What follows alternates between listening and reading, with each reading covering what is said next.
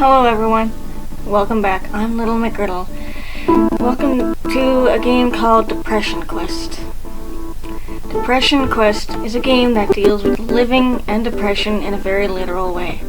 This game is not meant to be a fun or lighthearted experience. If you are currently suffering from the illness and are easily triggered, please be aware that this game uses stark deceptions of people in very dark places. If you are suicidal, please stop playing this game and visit the Suicide Prevention Hotline to talk to someone. Now, I'm not just reading it because it's there, but if you guys are, please visit them or visit someone or talk to someone that might help you. You could also contact Crisis Text Line. There's definitely people there that will help you as well. Or just talk to a family member or a counselor if you're dealing with this kind of illness, because it's not a good idea to go through it alone. The goal of this game is twofold. Firstly, we want to illustrate as clearly as possible what depression is like, so that it may be better understood by people without depression. Hopefully, this can be something to spread awareness and fight against the social stigma and misunderstandings that depression sufferers face. Secondly, our hope is that in presenting as a real simulation of depression as possible, other sufferers will come to know that they aren't alone and hopefully derive some measure of comfort from that. It goes without saying that because of the very nature of depression, it is experienced differently by every person who suffers from it. We aren't trying to say that this is the best or most accurate representation, merely that it is an amalgamation of the experiences of the developers and several people close to them. Many of the following encounters deal with issues such as therapy, medication, handling a love life, and reaching out to support networks. In reality, less than half of depression sufferers actually seek treatment for reasons such as lack of money, perceived personal failing, or public stigma. These things were included in order to touch upon as broad a range as possible. Since all these elements can be very important to sufferers of depression, though they will likely not be the experiences most suffers.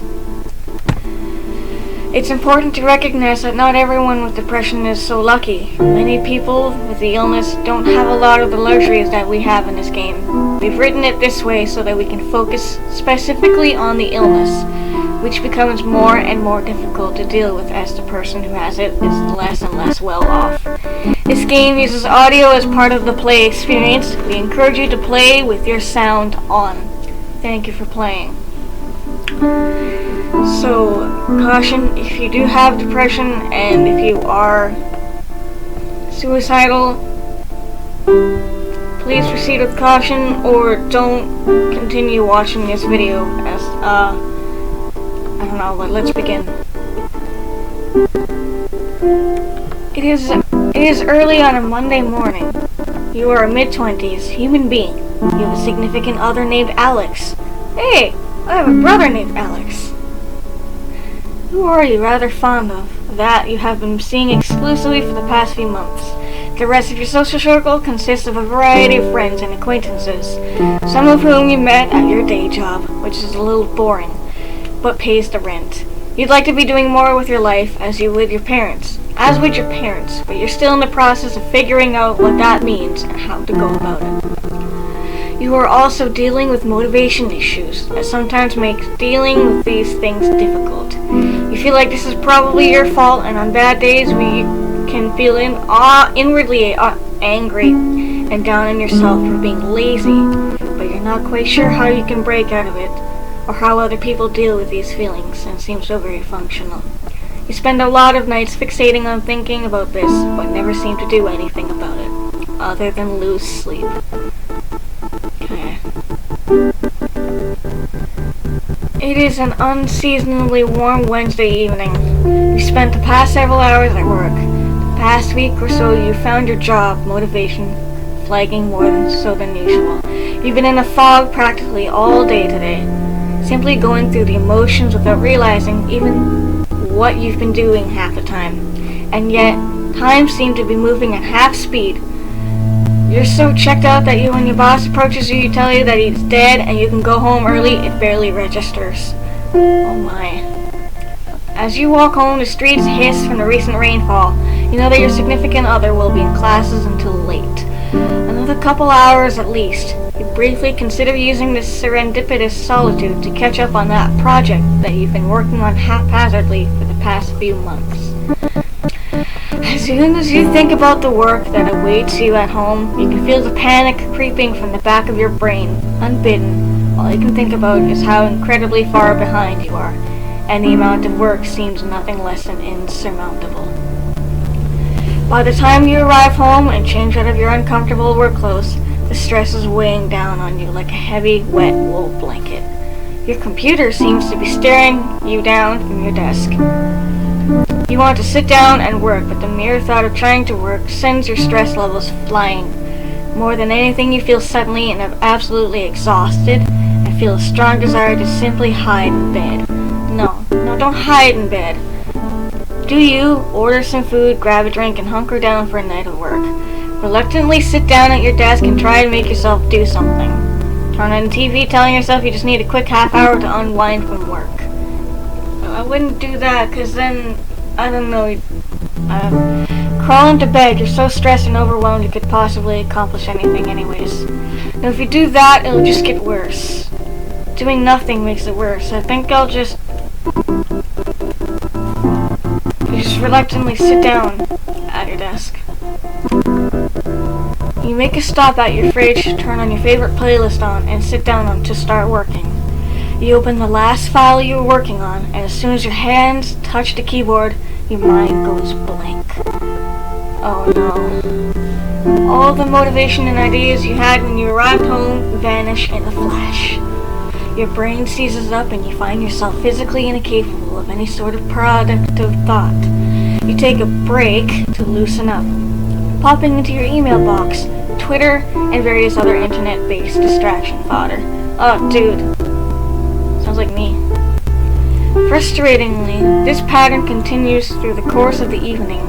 As soon as you try and focus on work, your brain diverts all its energy away from the task at hand. While you keep flipping back to your work, you find the sheer mental effort involved in keeping your brain focused is overwhelming and tiring. A few Twitter arguments, YouTube videos, and sparse amounts of actual work later. Your playlist flips back to track 1, and the ice in your glass is all but melted, diluting the last dregs of the Coke you were nursing. You look at the clock and realize that a few hours have passed since you sat down to work, and you've made negligible progress. I can just wake up early tomorrow and catch up, you think to yourself, as you climb into bed, even though you know that never actually happens. You are depressed. You spend a large amount of time sleeping, hating yourself, and having very little energy or motivation.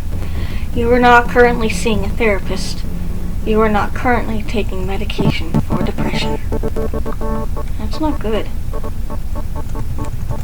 It's a mild Friday afternoon. Alex calls you from one of your classes, telling you that there's going to be a really awesome birthday party tonight at her apartment that one of her roommates is throwing. You've hung out with this roommate a few times with Alex, and you get along well enough, but aren't particularly close. You don't have work in the morning, and have nothing else in particular to do tonight. You are feeling kind of run down, but you have been fatigued most of the time lately. You mention that you're feeling ill because you're not sure how else to explain those feelings to someone else, and say that you aren't sure that you can make it tonight. There's a second of silence over your phone, but you can swear you hear the sound of your partner's face fall. Aw, no, that's sad. She tries to convince you anyway. You haven't seen her this week, and she sounds pretty insistent that you come over.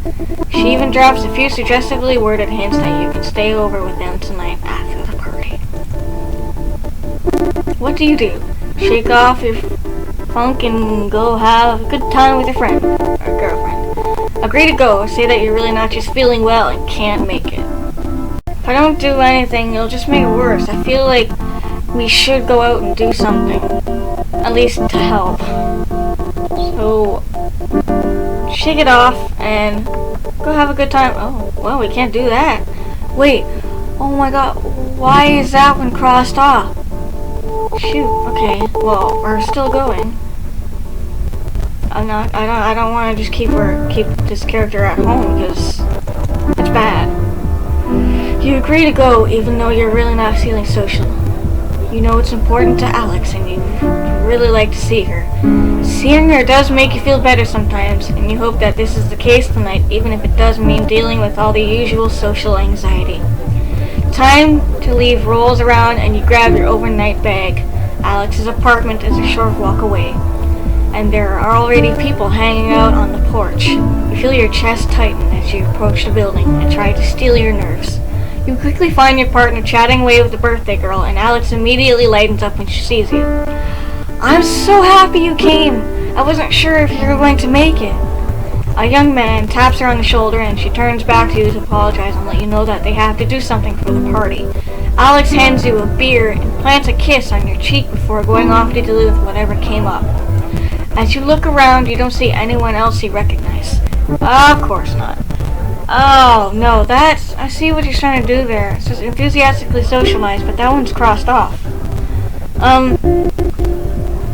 It would help if we just go around and talk to someone instead of staying quiet. I mean, talking to people would just help. I get... Okay. Number 2, awkwardly stand in the same spot, unsure what else to do. That sounds a lot like me. Put your bag in your Alex's room and avoid the crowd in there for a while. Cling to the back wall, sip your beer, and wait for your girlfriend to return. Proceed to drink in earnest, hoping that it makes you less uncomfortable. No, we're not going to depend on that.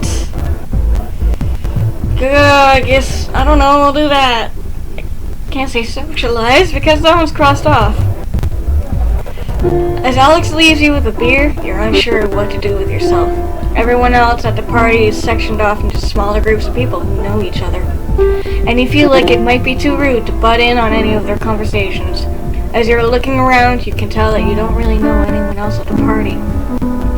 The birthday girl turns to you and thanks you for coming, and you chat with her a little until she is approached by other friends and introduces you to them.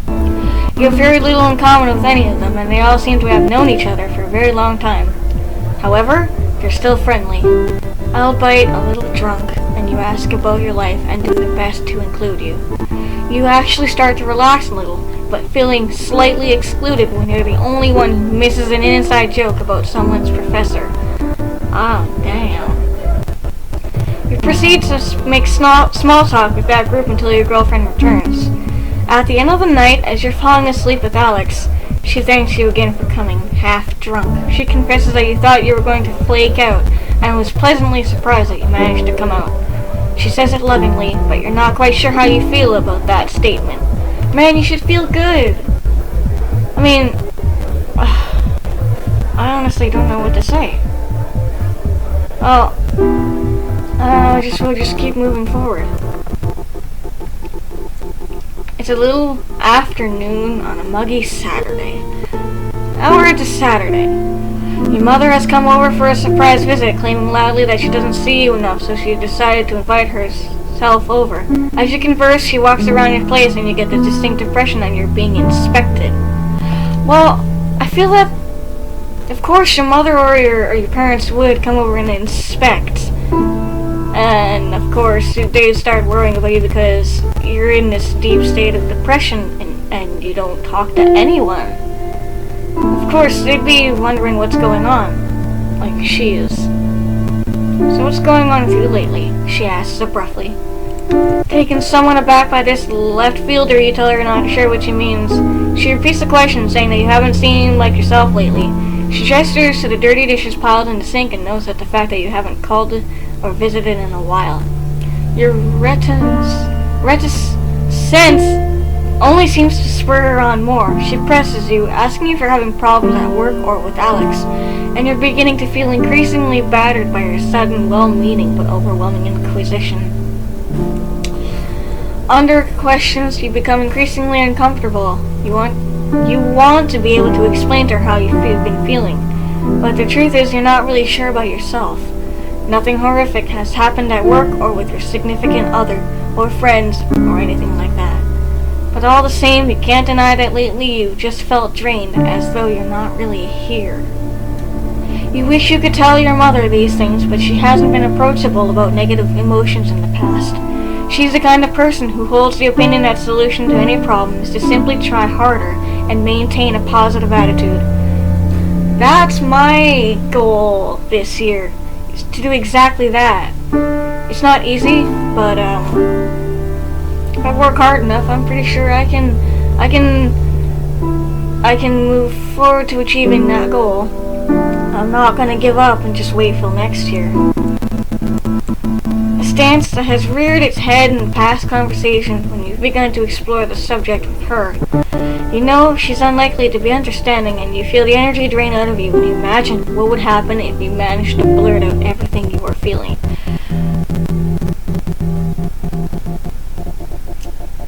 Why? No, okay. We're gonna be honest with her. Or try. Why try? I feel like you should actually tell her. You attempt to tell your mother how you're feeling, despite initial misgivings that you have about doing so. Finding the right words about how you're feeling feels like trying to untangle Christmas lights, searching for the dead bulb in the cluttered mess. She watches you intently and audibly sighs before you can clearly articulate anything. Unfortunately, she reacts predictably.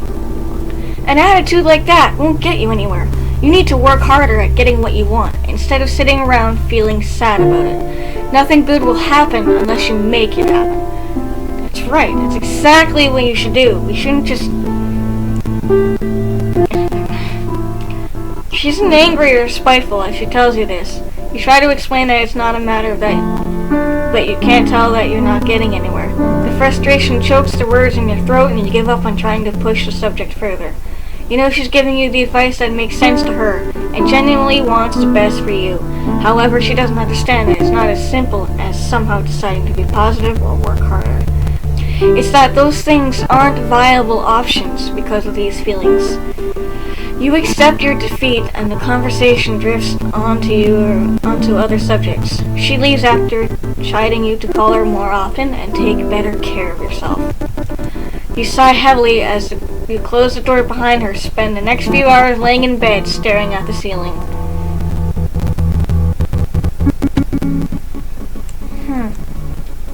And now it's Sunday. You are idly clicking around online as your phone rings. Sam, a co-worker of yours that you're friendly with, asks how you are and makes hurried small talk with you. You typically only ever talk to him on the phone when one of you needs a shift covered, so it's slightly awkward.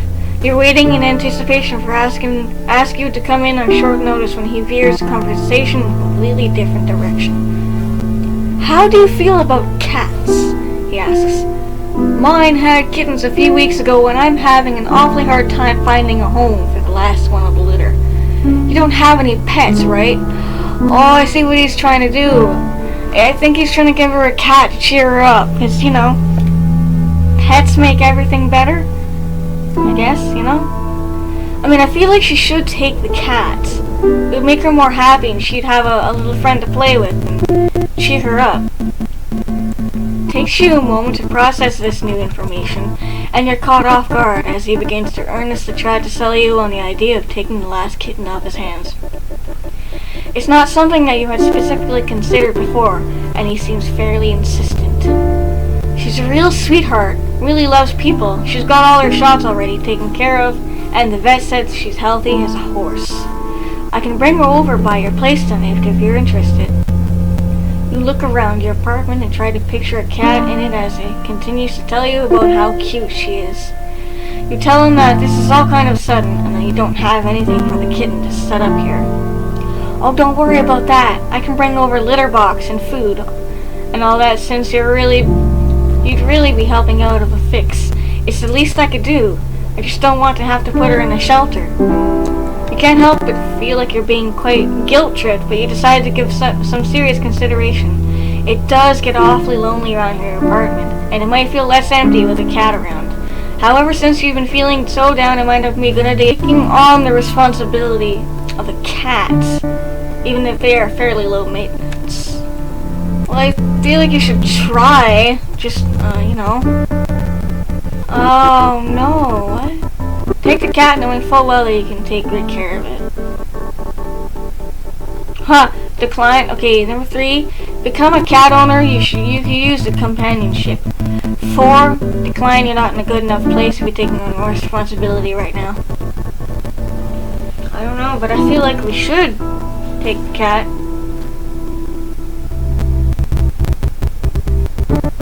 But at the same time, it actually wouldn't be a good idea because of what we're going through right now. You know, I'm gonna go with taking the cat. I'm gonna take the cat. You accept the offer of the kitten and hang up shortly after making arrangements for when your coworker can drop her off tonight. After hanging up, you worry about you suddenly taking on a responsibility that you can't handle, and hope you don't make a small animal suffer for it. You're not entirely sure what to expect, and you spend the rest of the afternoon researching cat care online and trying to think of a name. The evening rolls around, and you hear a knock at your door, startling you out of reading Wikipedia entirely too hard. You take possession of a small, terrified black and white kitten in a carrier. Oh no, you poor kitten. Along with everything you need to start taking care of her. You take her into your bedroom, close the door, and open the door to the carrier excitedly. She cowers in the back of it, and you back off, feeling slightly defeated. You remember what you researched on introducing a kitten to a new home, and leave her alone to go mess around on your computer. Hopefully checking over your shoulder every so often to see if she's come out yet. She hides in her carrier periodically, making sorrowful cat howls long enough for you to start worrying that she already doesn't like you. Oh, that's sad. By the time you go to bed, she's curled up at the foot of it, eyeing you nervously before falling asleep. Oh, well that's good. At least the cat's warming up to us. Over the next few days, you gain her trust, and she begins affectionately following you around, sleeping on you, and hopping up on you anytime you sit down to do some work. That's adorable.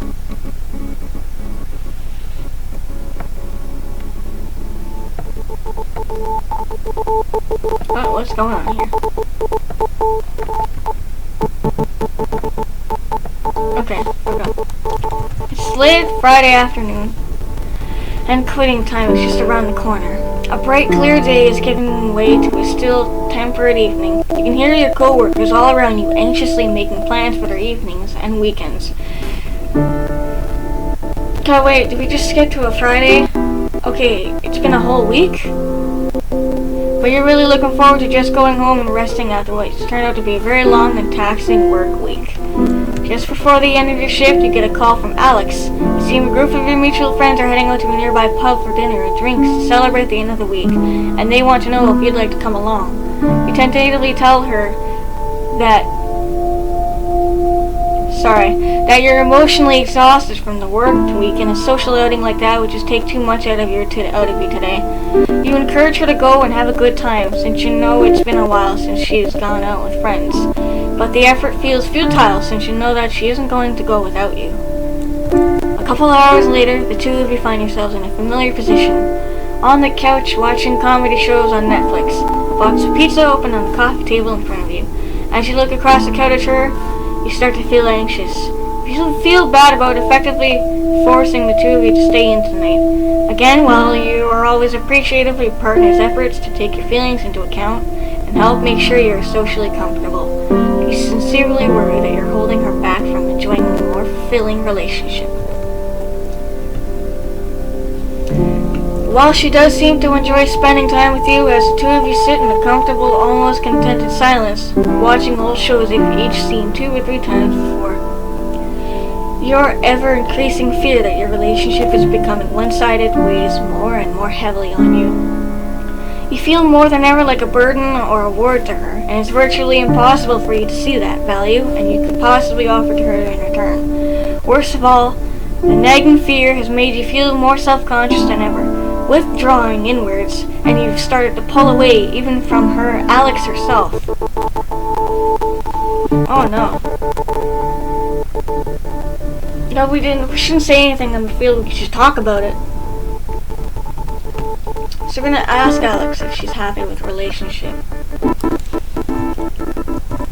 You look over at Alex, who hasn't noticed you watching her yet, and you try to parse the expression on her face. That's one of sheer boredom and bare tolerance. You wonder if she's thinking about all the fun things she could have been doing tonight, if she wasn't trapped on this couch with you. Ordering from one of the same 3 takeout places that you always order from. A sense of disappointing her creeps over her as you picture what the night could have been if you just accepted the invitation she had made earlier. I know this is a pretty boring Friday night for you. Are you really happy with being with me? Being like this? She turns to look at you, forehead wrinkled. Why do you ask me that so often? You feel your body stiffen and pull away from yours just a little. Oh no. Well, I mean, you start, but are unable to try and think of how to answer. Well, 1 and 2 are crossed off again. 3's, I know it's not what you'd usually be up to. I don't know, I guess I kind of worry that you're getting bored sometimes. 3? I have no idea. I know it's not what you usually be up to. Alex frowns. What do you mean by that? I just mean you usually like going out and doing things. Partying and stuff, you know? She sighs and falls against the couch. It's not like I want to do those things all the time. I like nights in too, just like everyone else. She turns to you, frustration wearing on her face. Sometimes I swear it feels like you don't know me at all. It's not that I just... Your voice trails off and you notice that she has an exasperated look on her face that you have seen once or twice when you have conversations like this. Conversations where you're poorly expressing your own self-doubt and insecurities, seeking reassurance, but really feeling like you're making things worse. She sighs again, this time louder, turning towards the flickering screen. I like spending my time with you, okay? If I didn't, I wouldn't be here. The annoying tone in her voice makes you think otherwise, but you take it as a sign that you should probably drop it for now, and you feeling badly for upsetting things. Alright. Right. We're on to Sunday afternoon. You've allowed Amanda, an old friend from school that is in town for the weekend, to talk to you into leaving the house for coffee and catch up. Meet her in a small cafe and talk about what you've been up to since you've last seen each other. And you can't help but feel like the way you are a lot more accomplished and interesting than you were while listening to them talk about their life after school. It's your turn to brief them on your activities. Feeling anxious and ashamed, you give a very abbreviated version. You try to talk about your job as little as possible, and you feel incredibly boring while you describe it despite her expressing sincere interest in you and your life. Amanda has known you long enough to read your mood and tone of voice. She leans in to ask a question while gently touching your hand, a look of genuine concern on her face. What's wrong? Do you? No? Hoping she'll understand. Test the waters and open up a little. Cut! You should have... Okay, no, I understand why that's crossed out.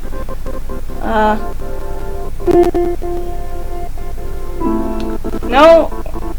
Notice that your hands are shaking? Defensively ask what she means by that. Insist that nothing is wrong and change the subject. That's a bad idea. No, not changing the subject. Do you think something's wrong with me? You start to feel incredibly insecure as a realization creeps over you. Something you had said in your conversation made it seem like you were defective to her, and you find yourself feeling incredibly exposed. Amanda pulls away and apologizes profusely. Oh no, I didn't mean anything by that. I'm really sorry. I didn't mean to make you uncomfortable.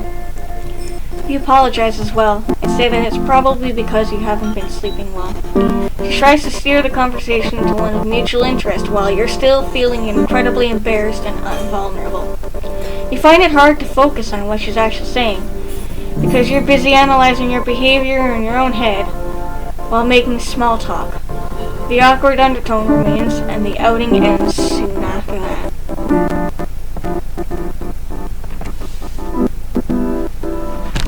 Shiitake mushrooms. Okay, I don't know what happened. Okay, I need to go back. I have to go back because you guys missed some things. I can't. I'm just gonna keep going then, I guess. But if you missed that, basically, she was talking to her friend Attic. They were talking about getting a doctor to talk to her about what she's going through, and that they found one, and she's going to be going to phone them in the morning, and she just recently went back to bed. They were talking to her online because she was sleeping. Well, she wasn't sleeping. I don't know how much of that you missed, but she's gonna keep going, I guess. You groggily grab your morning coffee and scoot your rapidly growing kitten off your office chair. And despite her protests as usual, sit down at your desk to check your email. You notice the note you left yourself a few days ago. With the therapist's number on it, you've been somewhat putting it off, calling her purely out of nervousness, but you feel like you should probably make the decision to do it or throw the note out and stop stressing yourself about it. Oh my god, no! Your kitten curls up in your lap as you consider what to do. I'm not clicking it. I'm not gonna throw the note out. Oh damn it. I guess I have to throw the note out. You stare at the note for a long while before crumpling it in your hand and throwing it out. Therapy is for people with real problems, not whiners like me, you tell yourself. Even if you did think you were worth the resources, you don't know if you could actually bring yourself to dial the number and say the words out loud. Somehow that would make what you're feeling seem that much real. If you don't call, some parts of you feels like it might make it that much easier to pretend that all isn't happening. Maybe that's for the best. You think if you can just shove it down and try to ignore it, you can struggle through the day and hopefully someday just get over it. Opening up is painful, and you're not sure if dredging all this sewage out of your mind will even have a positive effect on you.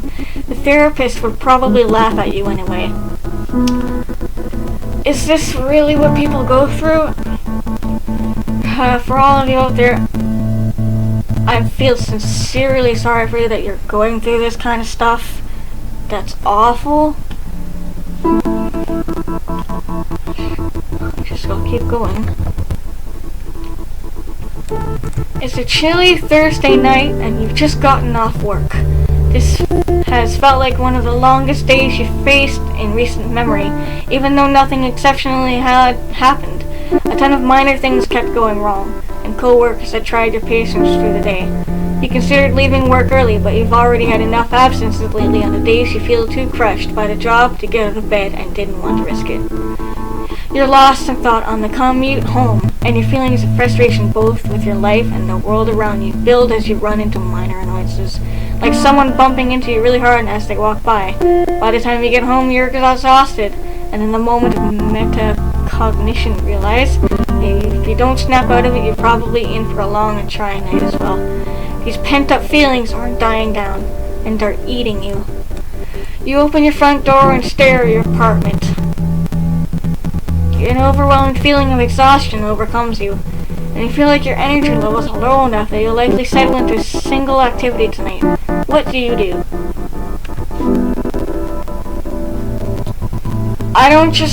Alright. I don't want to go with the ones that are... what? Netflix. What you really want more than anything is to turn your brain off and just disappear for a while. You sink resignedly into your couch and start playing video games, but you can't seem to focus on what's happening on screen. You cycle through a few different games, but tonight everything seems either too tedious or too aggravating for you to play for more than a few minutes. A few of your online friends invite you to play a game with them, but the prospect of having to talk, let alone cooperate with other people, seems incredibly unpleasant.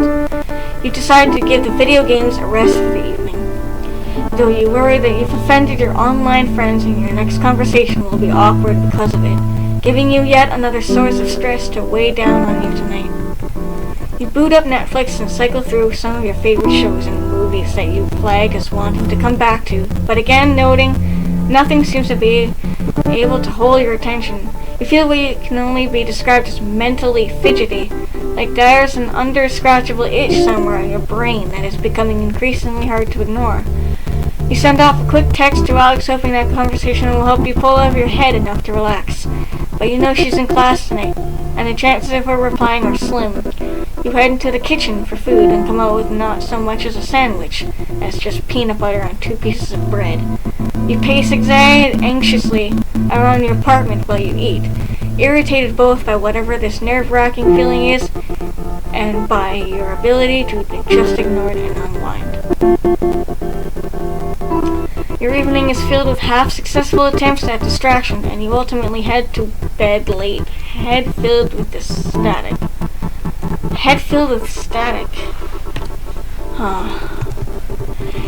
It's a Wednesday evening, and you're visiting at your parents' house for a holiday.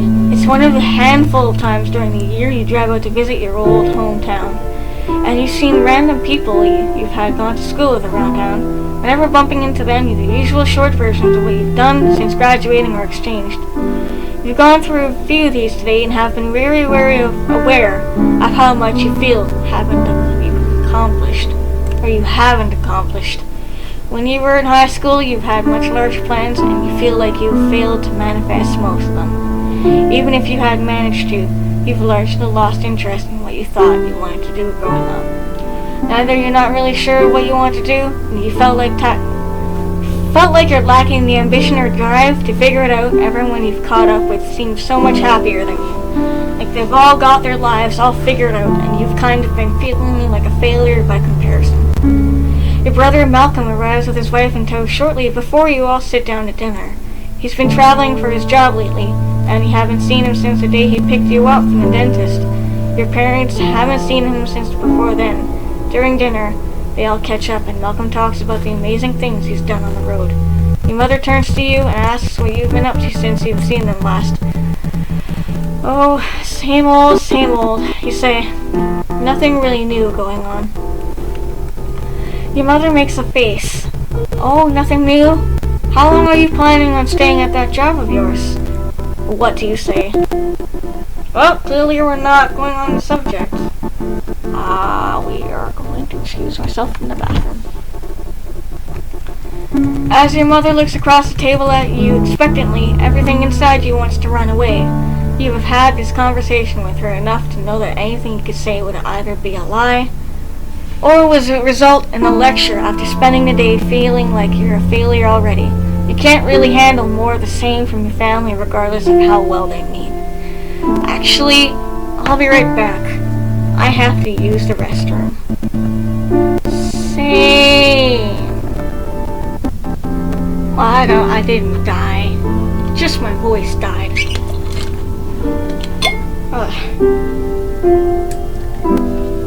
Literally haven't done that much reading in like 4 years?